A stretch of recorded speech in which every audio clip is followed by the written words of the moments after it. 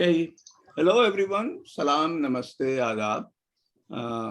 Today it is our privilege to host Mr. Tushar Arun Gandhi, great grandson of Mahatma Gandhi, along with him Rohit Tripathi, who is an activist in the local Washington region. We will talk about mostly on the life and work of Mahatma Gandhi. It's a good occasion, 14th of August. I do not know, for some it is a good occasion, for some it is a bleeding occasion. Nonetheless, India got freed, and a new nation, Pakistan, also got freedom. So welcome to all and happy Independence Day. And I will ask Rohit, whom I admire and love very much for his spirit and what he's doing to take the podium and start the event. Rohit? Thank you, Zazi Uncle. It's a pleasure and a privilege to be with all of you this morning and this evening, depending on where you are. And it's a special treat for all of us to have Tushar Gandhi in the midst of us. And we specifically wanted to go back to a time of particular importance and poignancy, especially given today's date. Today's the 14th of August. If you go back 75 years ago, it was the eve of India's independence. And one would have thought that Bapu would be in Delhi and ready to celebrate, but that wasn't the case. And so the genesis of this talk today comes from the fact that Gandhi was not where a lot of people would expect him to be. And Tusharji, his introduction is going to be very long. So, in keeping in accordance to his request, I'm going to shrink it and say that he is a person of encyclopedic knowledge about Bapu, and also somebody who believes that Bapu is still relevant and needs to be taken forward. So with that, we will start the first part of the program, where I would request Tusharji to set the stage of where Bapu was as the 15th of August approached, and what was building up in the subcontinent, what was building up in Bapu's life at that time, and kind of take us through those pivotal last couple of weeks that led to the 15th of August. Tusharji? Yeah, Rohit, I'll just start with saying thank you very much. I'm sorry, I just jumped into it, but thank you very much to everybody and greetings on the eve of India's Independence Day. And thank you very much for this opportunity to the hosts. So let me begin.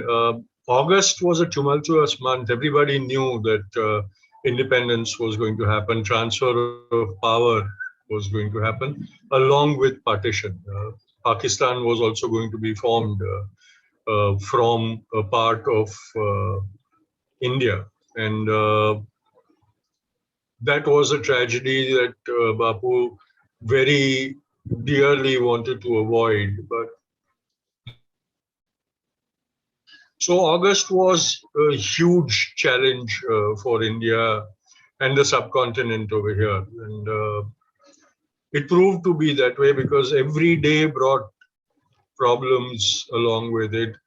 The western region was burning because the riots had already broken out over there, and horrifying stories were coming from there. Bapu was worried because he earlier in that year had promised Noakhali and the survivors in Noakhali that he would ensure their safety when the independence happened and partition happened.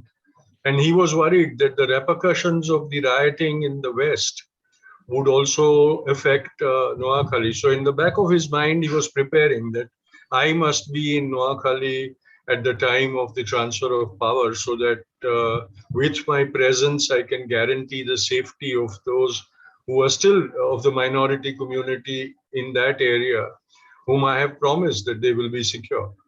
And so preparations were happening for it, but suddenly the Kashmir situation became challenging. The king of Kashmir wasn't willing to, or was playing his own games to sort of manage to retain his fiefdom. And so both the states, the emerging state of Pakistan and the state of India, were trying to cut a deal with him. There was trouble in Kashmir because the popular leader, Sheikh Abdullah, was in favor of joining with the Indian Union and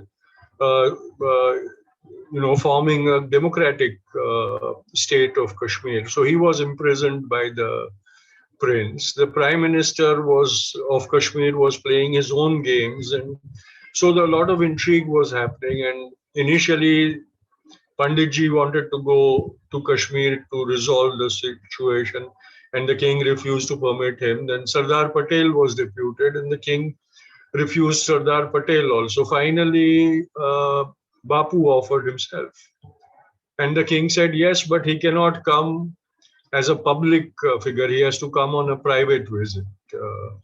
And so Bapu went to Srinagar and spent 3 or 4 days in Srinagar. The plan was what he had decided to do was, on the way back from Srinagar, he would travel to Kolkata via Patna, and from Kolkata he would go to Noakhali. That was the plan.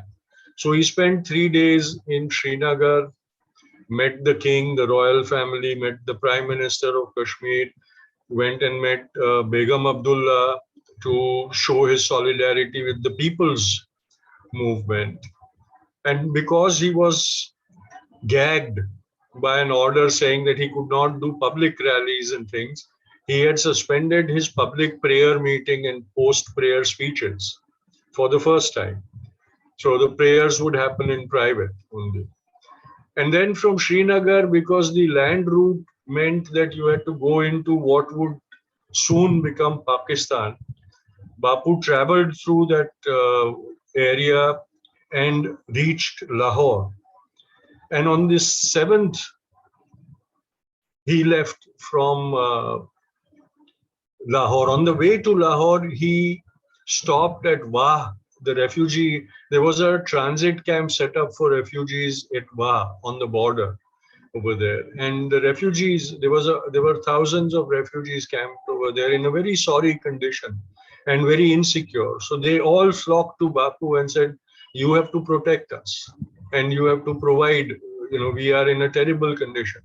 So Bapu left Sushila Nair, his personal physician and his ward, at the Wah border, and he said, you will be my representative and you will ensure the safety and the welfare of these refugees in transit until we can make arrangements to safely take them across the border. So he kept taking personal responsibilities for things. And then he boarded a train at Lahore to go to Kolkata. And he was continuously getting reports of the deteriorating situation in Kolkata. Suravardi was telling him that, look, we are in danger and you must save us. You are the only one who can save us. You must remember that earlier in the year when Bapu was in Noakhali, Suravardi, as the chief minister of Bengal, was at loggerheads with Bapu and was continuously haranguing him to leave and go to Bihar and do his peace work over there. Now the table had turned and Suravardi was urging Bapu to come to Kolkata. From Patna, Bapu went to Kolkata and reached there on 9th, in the evening of 9th. He was planning to spend a day in Kolkata and then leave for Noakhali. But a deputation of Muslims, residents of Kolkata, met him and pleaded with him to stay back in Kolkata to ensure their safety. And the chief of the Kolkata District Muslim League was leading that delegation. And Bapu told them that I can postpone my visit to Noakhali, the trip to Noakhali, on one condition, that you give me a guarantee that there will be no violence, no rioting, no persecution of the minorities in Noakhali and Tipera, or in the whole of East Bengal. And he said, your promise has to be so honest that if there is an incident of even one death in Noakhali, I will consider it to be a breach of faith. And then you will be faced with an unconditional fast unto death by me, which meant that Bapu would kill himself by fasting. The leader of the Muslim League asked for some time, and he said, after about an hour of consultation with the community, they came back to Bapu and said, we are ready to stand guarantee. We assure you that there will be no trouble in Noakhali, but we beseech you that you stay back. And Bapu said, okay, I will stay back for 2 days. After that, I will go to Noakhali. Suravardi reached Kolkata on the morning of the 11th and immediately rushed to meet Bapu. And he pleaded with him. He said, it is bad if you are not here, not a single Muslim will survive independence, and we will all be killed because he would know the best, because the viciousness was his own creation. Since the direct action day sponsored by the Muslim League in August 1946, a chain of communal violence had been unleashed in Bengal. First, the Muslims killed the Hindus, then the Hindus retaliated, then that went to East Bengal, then from there it went to Bihar, and Kolkata kept smoldering on that. And so Suravardi knew what was in store for him. And so he was desperate to now do whatever it took to keep Bapu over there. And he pleaded with Bapu. Bapu gave him the same condition. He said, you will have to guarantee the safety of the minorities in East Bengal and Noakhali. Only then I will stay back in Kolkata and ensure the safety of the Muslims over here. Suravardi said, fine, I give you that guarantee. Bapu said, that is not enough. Then we will start living together initially in a Muslim basti, because the Muslims are under threat of being persecuted in Calcutta.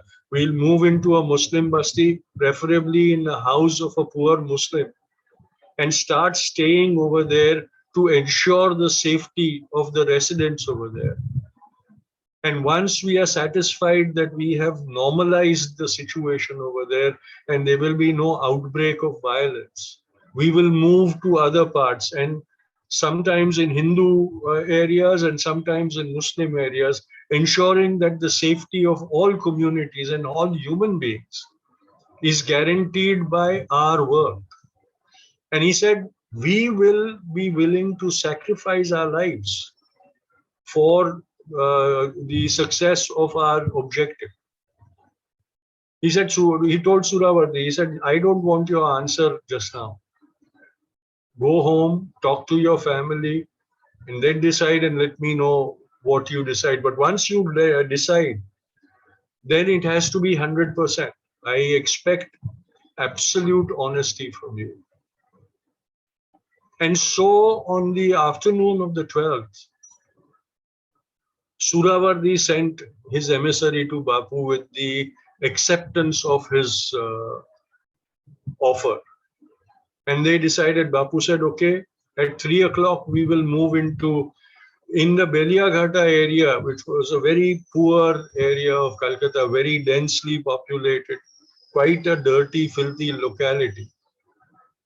There was a pocket of Muslims who were in imminent danger of attacks against them. So Bapu decided they would go and stay there. And hurriedly, an abandoned house of a Muslim family, the Haidari mansion, which was pretty dilapidated and in poor condition, was selected, and 3 rooms in that house were prepared for Bapu's stay and Suravardi's stay. And the news spread in Kolkata that Gandhi is staying back.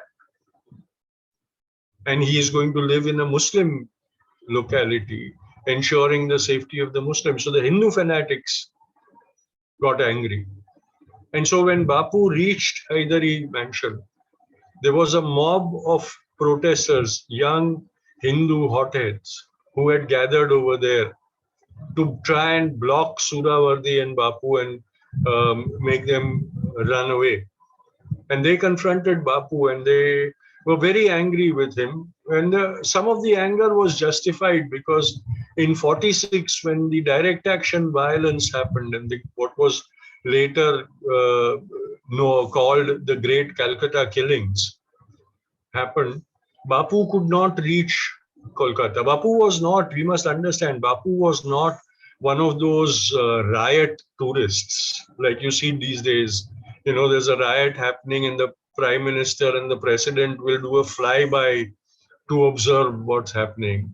And many politicians will jump into the area to get a photo opportunity and things. Bapu did not go for such things. And at that time, he himself was caught unawares and he didn't know what he could offer in Kolkata. And so he had stayed back in 46. But in 47, he knew what he had to offer and he knew that whatever he did was not only for Calcutta or for Bengal. It was going to be for the entire country. It was going to be an example for the entire country. And so as the anger of the young men was justified, so was the action of Bapu justified. And Bapu explained to them, he said, look, I am not over here to save a Muslim from Hindu attacks or a Hindu from Muslim attacks. I am here to save humanity from insanity. That is my only objective. And the protests continued. It wasn't as if the young people were pacified. The protest continued.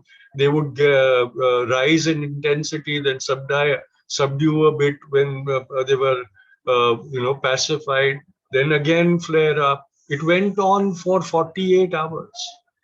It reached a crisis point on the 14th, when Bapu went to address his prayer meeting speech on the eve of independence, after evening of independence. And he explained to the people, he said, we have to now be very responsible because two dominions are going to come into existence. Pakistan has already been formed. At midnight, India will become independent. We are going to become two nations, but we are going to remain one people. And he said, in both dominions, there will be people of both the communities who will have equal rights as citizens. There will be nobody who has less right than the other. Just because Pakistan has been made, it doesn't mean that Muslims will have no rights in India. The Muslims who choose India will have all the rights that they have enjoyed so far. And so it is our responsibility to behave in that responsible manner and not allow ourselves to be exploited and driven to insanity. But while he was talking about that, he also mentioned that Suravardi was staying in the Haidari house and Bapu had told him not to come to the prayer meeting because there was still a lot of anger against him. And he didn't want an untoward incident to happen. So when a section of the audience heard that, a gang of young hotheads rushed to Haidari house to take revenge on Suravardi, and Haidari house came under attack. Even when Bapu reached Haidari house, the house was being attacked viciously.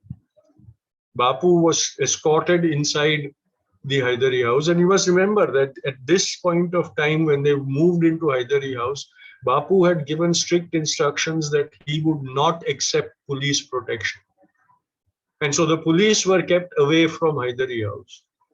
And so at this time, it was only the Congress Seva Dal volunteers and volunteers of the Satyagrahis, from the Satyagrahis, who were providing whatever required at Haidari House to Bapu.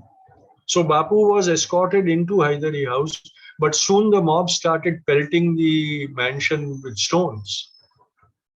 And it was the attack was vicious. The window panes broke, shattered, and Bapu and his entourage were showered by broken glass. They hurriedly shut the wooden shutters to protect themselves. But the mob persisted. Finally, Bapu realized that he had to pacify the mob. So he walked up to a window and they opened the window and he stood in that window. There is a photograph of that scene that I have shared on the blog which I am writing, where Bapu is shown with one finger on his mouth and a finger in his ear, refusing to hear the slogans of hate being chanted by the protesters and telling them to quieten down. And then Bapu talked to them and started calming them down. And when the mob was a bit under control and Bapu thought that now they could be pacified, he summoned Suravardi. And Suravardi came and stood next to Bapu in that window. And Bapu put his hand on Suravardi's shoulder and suggested that Suravardi should now speak to the mob. And in a contrite way, or because he wanted to protect himself, Suravardi expressed regret for his role in the great Calcutta killing. He said, I admit that I was responsible for the great Kolkata killing, and I express my regrets and my apologies to all of you sincerely from my heart. That seemed to pacify the mob. And Bapu has written, he said, I sensed that that was the turning point. I could feel that their hearts were changing. That was the climax that was required to bring peace. And so at that point of time, by about 10 o'clock, peace was established around Haidari House. The mobs was still loitering over there. But the volunteers cleaned Bapu's rooms, all the glass was removed and it was sorted out. And then Bapu sat down for his customary bread labor and spun the 1,000 meter length khadi yarn that he did every day as his bread labor. And after that, after chatting with his entourage for some time, Bapu laid down and soon was fast asleep. While in the rest of India, Indians were preparing for a grand celebration of independence. Delhi was going to have a kind of a huge celebration of independence, the central hall of our ceremony. And as the midnight hour struck and power was transferred to India and the cry of India is free resonated on the subcontinent. And Pandit Nehru, our first prime minister, at that time interim prime minister, made the historic speech of the tryst with destiny. The man who had made that tryst possible was oblivious to this whole rejoicing and joy and celebration of freedom, fast asleep on a mattress spread on the floor in a dilapidated house in a congested locality of Kolkata, oblivious to everything, fast asleep. So that was what Bapu was doing on the 14th, Rohit. Tusharji, what an amazing recap. I'm sure I'm not the only one getting just goosebumps thinking through what you've just taken us through. Just incredibly amazing, and it sets the stage for our next segment here, which was effectively talking about if Bapu was here today, where would he be? I'm just sorry, Rohit. I just forgot that I have to talk about the Independence Day also. So give me 5 more minutes. I'll finish that and then Yeah, take us through the we'll start morning. with the next one. You put Bapu to sleep. Now let's wake him up and let's see what he did on the 15th. Morning, in the morning, which was his time to get up. Now you must remember that at the prayer meeting, I have a meeting on the previous evening. He had appealed to the people to celebrate Independence Day as a day of fasting and prayer and spinning khadi. He said fasting so for the of our soul, praying for peace, and spinning because that is the fabric of our independence. That is what united us together and provided occupation to so many millions of the poor and helpless. And so he said, I'm going to do that. I want as many of you to do that also. So when 15th dawned, he woke up and he went about his morning rituals as usual. There was no allowance for celebration. Although from the morning, he kept getting congratulatory messages and telegrams from all over the world on India's independence. His only response to it was, what is there to celebrate? I feel no happiness. I feel no joy. Because you must remember that at heart, he was a sad man. While he was being crowned as the victor, he was seeing and feeling that crown to be a crown of thorns. It had come at a grave cost, the integrity of his motherland. He wanted an intact India to win freedom. And he realized that it was not only the territory that was being divided, but it was also going to lead to the division of hearts, irrevocable division of hearts. The process started there. And so on 15th, he was a sad person. And to everyone who told him of how he, or asked him how he was going to celebrate this grand occasion, his reply was, what is there to celebrate? I don't see anything to celebrate. So one of his first chores that he did that day was he sent a message to the newly elected ministers of the Bengal Assembly. And the message he sent to them is very pertinent, and we must remember this. He said, you have now taken power. Remember, you are wearing a crown of thorns. With power comes great responsibility. You will have to behave in a responsible manner. Power corrupts. So please be aware of that. Do not get carried away by the status and the pomp and the all the pelf that you will power will bring to you. Remember, you are servants of the people.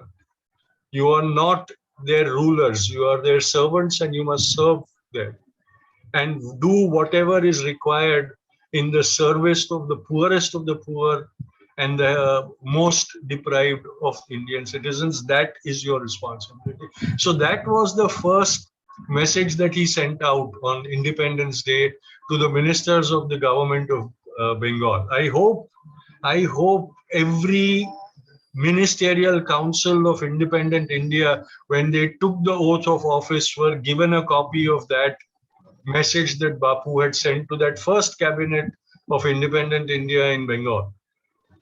I don't know if it would have had any effect, but at least a token, because this is the age of tokenisms, at least a tokenism would have happened.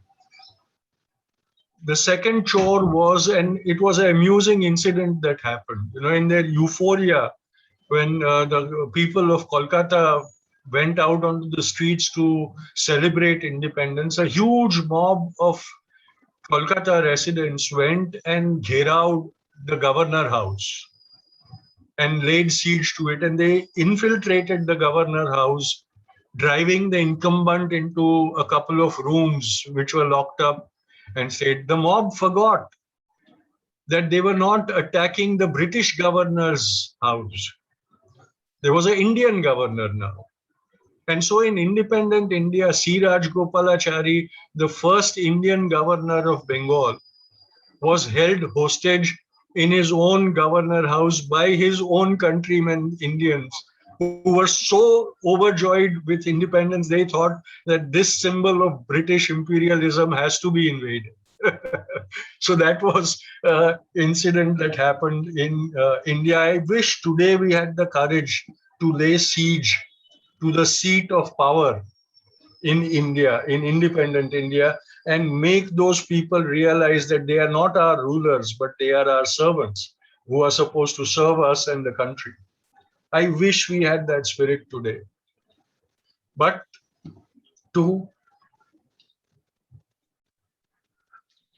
Well, there is a siege of sorts. Our farmers have been protesting outside of Delhi at the border for months now. And that's a great segue, Tusharji, to where we are and where we need to be. I mean, towards the end, we just saw the aspirational elements that you're pointing out, that you wish that some of those elements have carried forward. And even if they've taken a topsy-turvy path to this point, today their prominence and relevance just cannot be overstated. True, absolutely. So I want to bring the conversation. Just 2 more minutes, Rohit. Yeah. Sure, go ahead. After that, he met a delegation of Communist Party workers, a group of Communist Party workers and Socialist Party workers came to meet him. His message to them was that you have to now forget your party affiliations and work for the welfare of India and all its people, immaterial of their political leanings. And you have to be responsible. And when those workers asked him, what is your celebratory message for India? He said, what is there to celebrate? I don't see any reason for celebrations. In this celebration, I see a rottenness. I don't see joy. I don't see any reason to be happy about this. Then he met students of Kolkata universities. And to them, he said that while your responsibility is to study, you also have a responsibility to your nation. And you must not forget. And you must utilize your abilities to serve India. And to them, he again said that, look, now we are going to be two nations, but one people. We will have people of both religions living in both the parts of India that was. And he said, I don't care what happens in Pakistan, but I care what will happen in India.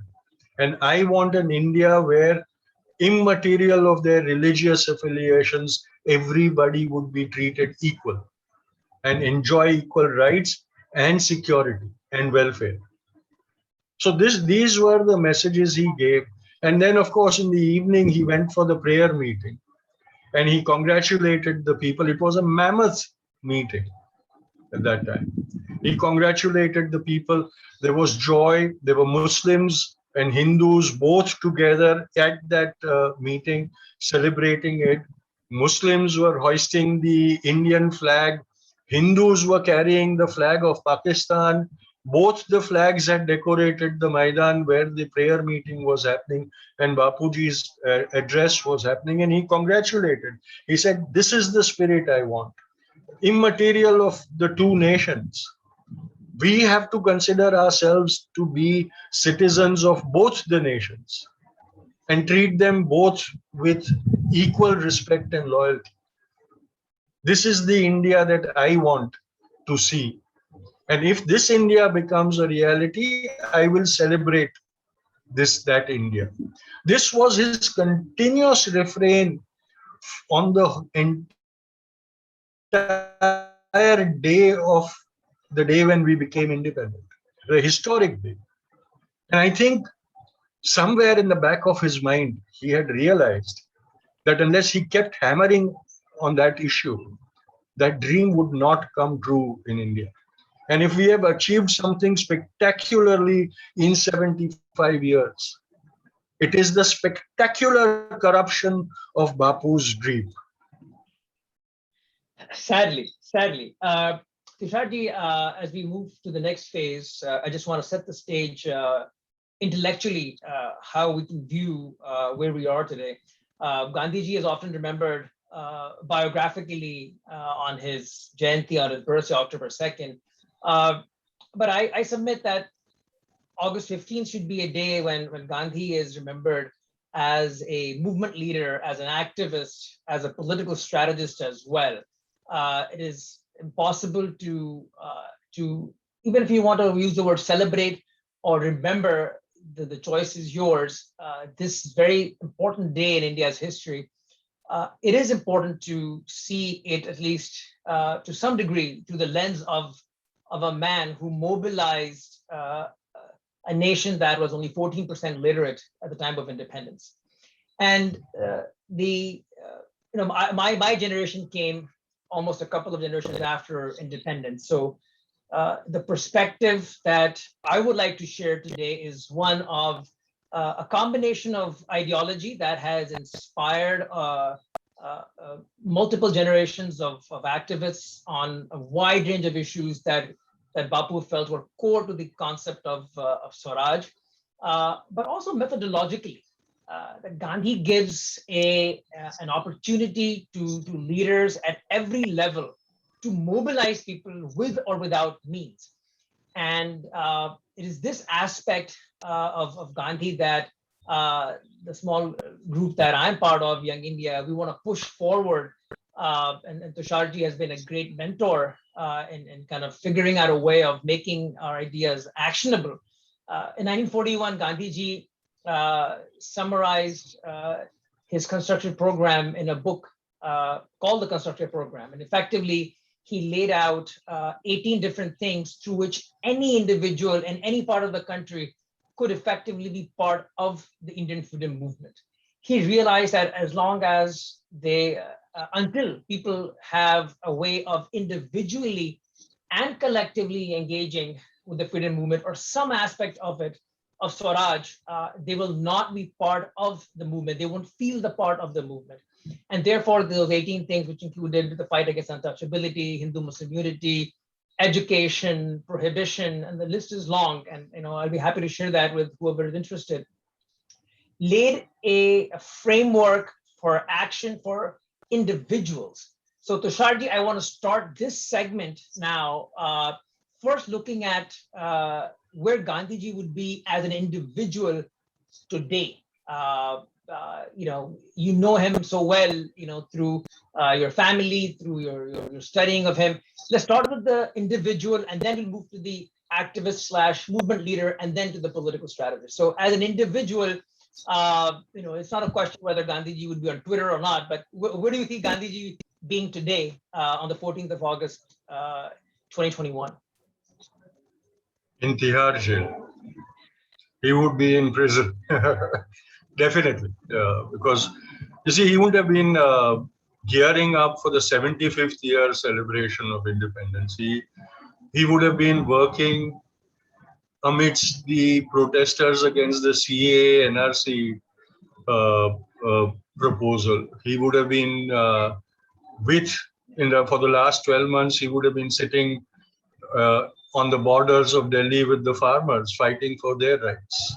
And I am not saying this because I think Bapu would have done that. I'm saying it because there were precedents in his life itself for us to believe that, yes, he would have been doing that. If you talk about the anti-CAA NRC movement, then in the Satyagraha in South Africa, Bapu fought against the colonial government over the Asiatic laws that they had brought in, which victimized the Asian community. And he burned the passes and he refused to register and he did all that. He went to prison. And so there is no reason to doubt where he would have been sitting when the CAA, NRC thing happened and the protests were sparked out of countrywide, because he would have seen it as a strategy to further fragmentize the Indian people and the republic. And so he would have fought tooth and nail against that. He would have been fighting against the communal poison that is killing India slowly and steadily and very rapidly. I'm sorry, not any more slowly, very rapidly. Because just today, the next step of communal viciousness has been announced by our esteemed Prime Minister, where he has declared that 14th August will be commemorated as the Partition Horrors Day, where India will commemorate the horrors of partition that it was forced to experience. In other words, he has said that on 14th August, it is, open day for hate, the propagation of hate and continuation of hate.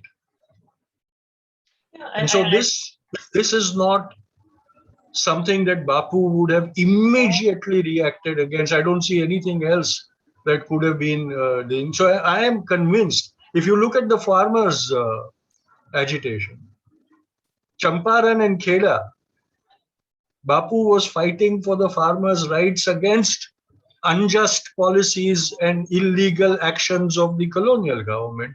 I don't see why he wouldn't have considered that same action being done by the government of Free India. And so there are precedences to show that in the past 2 or 3 years, he would be fighting amongst the people whom we saw fighting the government in India. And so if since you asked me this question, today he would have been in the maximum security cell of Tihar prison, and the NIA would be filing cases over cases over cases against him to keep him locked up. So you and I were speaking yesterday, and we fully agreed that he probably would be in jail, but we also agreed that even from within jail, he would be imploring the masses to continue on the constructive work. And we cannot have a conversation in these times without mentioning the pandemic and the disaster that has been for the education of India's children, which has gone completely unaddressed as we speak. And we're at at a point where we may lose an entire generation of people to the same forces that you're talking about, which prey upon vulnerabilities in our mind and attract us towards hate. So one thing I would add, that Bapu would be front and center in addressing the crisis and access to education, the crisis of access to quality education and care for. Rohit, definitely, because you see, Bapu never played exclusive roles. He didn't ever say that now I'm an activist, so I will only do activism, and now I am a reformer, so I will do reformer work for reformation, and now I'm a nation builder, so I'll do the work of nation building. Unlike our leaders of today who will make an excuse saying, I am in election campaign mode, so I will spread hate. And then I'll go back in parliament and I'll manipulate parliament as a politician. And then in my free time, I will sabotage other parties and things. Bapu was not like that. Every time, all the time, he was doing everything that he felt was essential. He was the original multitasker. And so as he was fighting for the rights of the farmer, as he was fighting the communal forces, as he was fighting for against the draconian laws proposed, he would also be working towards creating a system of sustainability for the nation, which would include education, which would include justice, which would include equal opportunities, all of it. There would never have been a segment where he would have said, okay, this year I'm going to just work for women's cause. No, that wouldn't have happened. He would be working for everything that he felt was essential. And we believe that. So that the cumulative result would happen when everything came together. Absolutely, absolutely. And I think, at the core of a lot of his work, and the core of Swaraj is human dignity. He was once asked, what is the India of your dreams? And his answer was a nation where every man and woman feels that their efforts are going towards building their own nation. That sense of ownership, he always felt came through engagement and action. And that's why items like the constructor program are so important. That sense of belonging, sometimes which we recede from when we are doing our 9-to-5 jobs or doing our specific niche activities, no matter how important they are, they do take us away from that broader sense of belonging. I want to close out this conversation with two dimensions that are inescapable today, Tusharji. One is the Gandhian method of mass public mobilization. And the second is the Gandhian approach to political mobilization. Now, that's a loaded question, and we'll get to that in the absolute last part of the chat. But let's quickly talk about how do you see Bapu mobilizing the masses today? I mean, if there's any methodological thing you think that he would do, any specific aspect of his messaging that you believe that would resonate, and then I'll add my thoughts, but I want to hear from you first. I think he would have, as usual in his life, he would have led by example. He wouldn't have bothered whether, when he started a movement, he was going to be joined by 100 people or 1,000 people or 100,000 of people. He would have said, I have decided to do this and I'm going to do it. And I'm going to hope that my actions will inspire people to join me. It would have been like, we're not very good at the Shero Shairi thing, but there is this very famous shair that मैं अकेला ही चला था जाने में मंजिल मगर लोग जुड़ते गए कारवां बनता गया. I think that was summing up Bapu's ideology. He would not bother about how many people were going to follow him. He would have just gone ahead and started that work for himself and hope that his work would become the encouragement required for people to come and join him. And any amount of people, 1, 2, or there in their thousands, would have satisfied him eventually. And I think that was the magic, because he challenged by his own actions. He challenged the people who started thinking that this man is doing it alone. And am I going to be left behind? Yeah. It's funny that he has a quote where he says, strength in numbers is the delight of the timid, the valiant in spirit, glory in fighting alone. Yes. And I would just want to add, he was heavily influenced by theological traditions. And as you know, he was a voracious reader of religious texts and a lot of wisdom philosophies across the world. More than anything else by the Bhagavad Gita, and this very pertinent concept therein of Lok Sangraha, where Krishna is telling Arjuna the action of your action that will really deliver you is going to be one that has the welfare of the world inherent into it. So therefore, it seems like a lot of his work is not deliberately designed that way, but he just imbibed so much of the wisdom traditions and the theological traditions across the gamut of humanity, across time, that he brings to the table. And to your point, he always believed in leading by example. The last part. So I think he was, what he was doing was he was getting influences from all the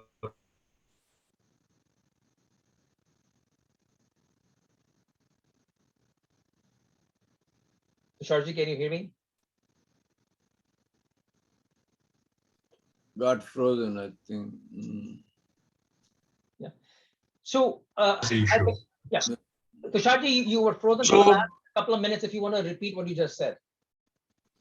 No, I said that although he was influenced by the texts that, the texts of wisdom of all beliefs and ideologies and religions, he sort of synthesized them into a practical, workable model. And he used that street smart, practical derivative to take to the people. And I think that was the greatness, because otherwise, he would have been like any of the other padris or priests or holy men or ulemas who would have preached religion, but people would have just listened to them. Here was a man who was putting everything in practice and saying, look, you know, that shlok or that verse or that hymn that we were reciting, this is it in practice. Absolutely. Vaishnava Jana to was in practice. Absolutely, absolutely. So that was the magic that was there, Rohit. Absolutely. And I have to give a plug into our friend, Dr. Howard Nussbaum, who's at the University of Chicago, and he runs a Center for Practical Wisdom.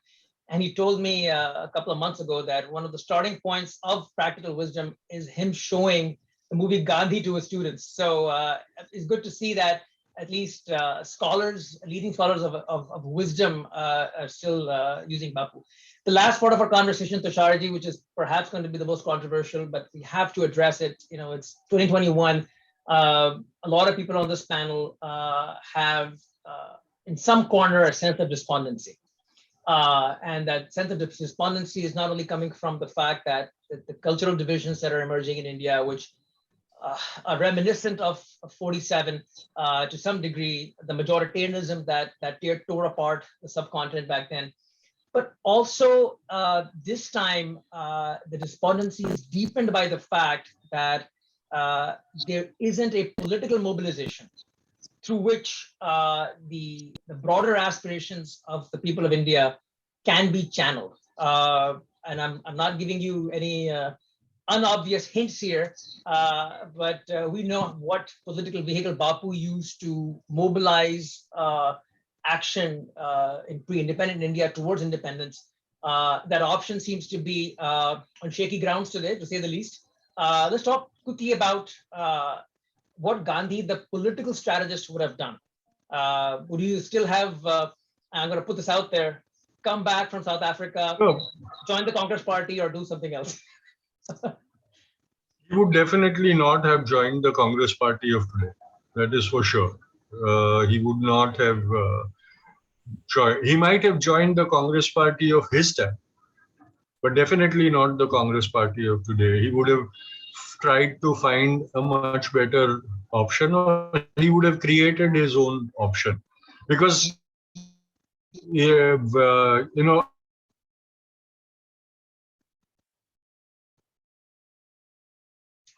I think you're frozen again, Tusharji. So liberal, universally acceptable leader in India.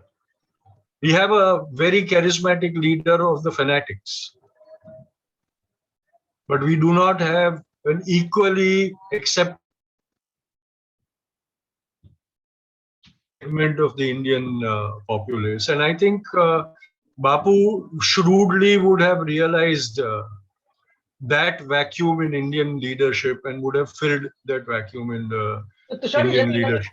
Push back on that a little bit, because what's interesting is if you do the historical comparison, in 47, Bapu was, number one, Bapu nurtured a lot of great leaders. So let's just, I think we should put that out there.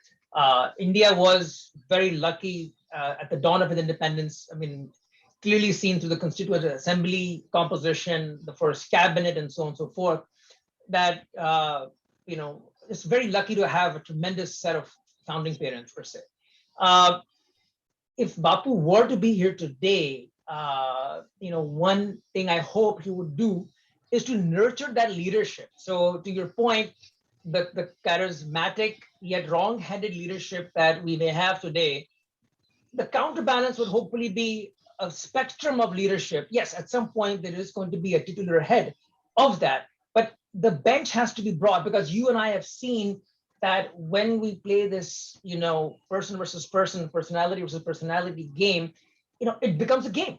And to your point, and Bapu's anguish on the 15th of August, it had become a game. And then the note that you're talking about that was sent to the Bengal Assembly is telling people specifically not to play that game, because then that takes them away from the real challenges. So I hope that if he was here today, he would be nurturing a team of leaders, decentralized. Rohit, I agree with you that he would have tried to build a collective leadership. but he would also have ensured that there was a glue that was provided to bind that collective leadership together. Indeed. And today, unfortunately, though we have dispersed leadership potentials, the glue to bind them together is missing. And you see, I have great expectations of Rahul Gandhi. I'm going to name, I'm not going to be diplomatic and not name people. I'm going to name people. I have great expectations from Rahul Gandhi. He has the potential. He has the pulse of the people of India. But does he even have the support of his own party? He seems to be an isolated leader even within his party. There is a huge gap between the grassroots workers of the Congress party and the top leadership. And in the top leadership, the high command, as it is known, the family or the three figureheads, are also equally isolated. They don't have a support base of the immediate leadership also, and they're so far removed from the grassroots that there is no connect between them. So Tusharji, And so whatever he is doing is in isolation. It's not a collective thing. You do not see what Rahul talks about in the media or in social media, or even whenever he gets a chance in parliament, translating itself into action on the streets. Yeah, and that's where Tusharji, and I'll close with this, that the moral glue that the Congress party had, in addition to an objective to gain independence, seems to have been this constructive program, which every Congress worker, I mean, just think the example you give, after such a tumultuous day, Bapu goes to bed after he exercises one part of that constructive program, and that is spinning the wheel. And that is, two things that, and I'll close with this, that have made successful movements have been discipline and ideology. And Gandhi was insistent on both. Go ahead.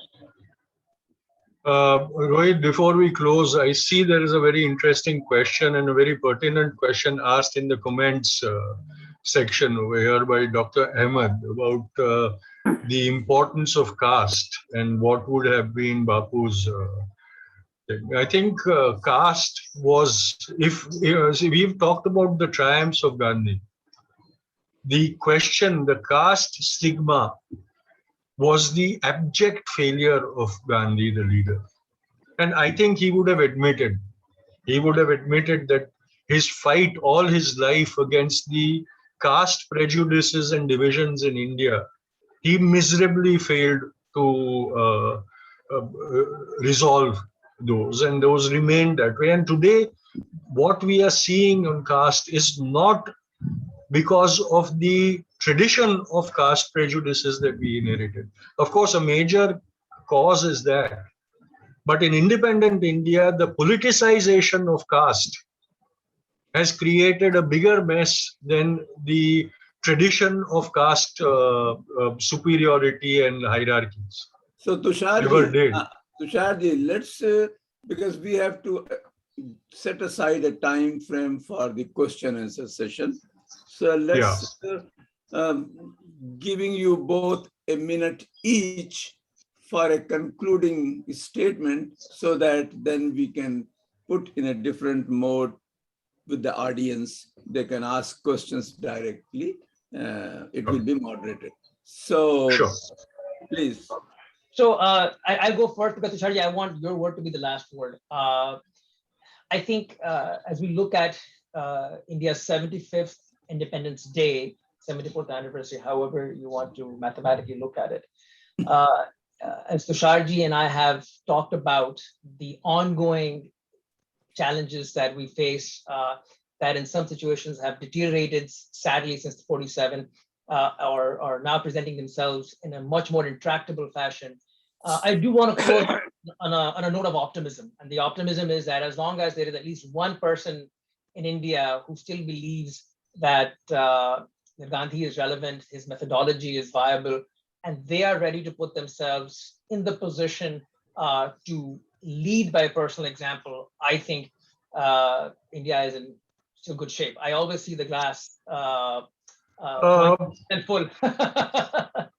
Rohit, I'm not going to share your optimism because the problems of India are so huge and the sparks of hope are so few that it hardly matters at all. But I think in conclusion, I will say, and this is, I think, what Bapu would have told us also, that India has to turn from a democracy of rights to a democracy of responsibilities. We have not obeyed that ideal of responsibilities of every citizen in a democracy, in a healthy democracy. And we have abdicated that completely to the leadership. And that's where the leadership has exploited our own laziness to subjugate us. So if India has to change, the one big change that needs to happen is it has to change from a democracy of rights to a democracy of responsibilities. And I So, think on the 75th anniversary of independence, if there is a one wishful prayer I have to make, I will say, Lord, let my nation wake up and take its responsibilities in its own hands. good, Tusharji. So this is how we should celebrate our Independence Day, with introspection, with thoughtfulness, and digging in our own self, how and where we failed and how much still remained to be touched upon, what's the new direction, how Gandhiji would have done things better for us. So before we go to a moderated question and answer session, this is an announcement for the coming week, Saturday. We do every Saturday session. So the coming Saturday will be persistent inequalities in learning outcomes. This will be, main speaker is Professor Sonalde Desai of University of Maryland. She has done a lot of work on gender education, especially Muslim girls and marginalized communities.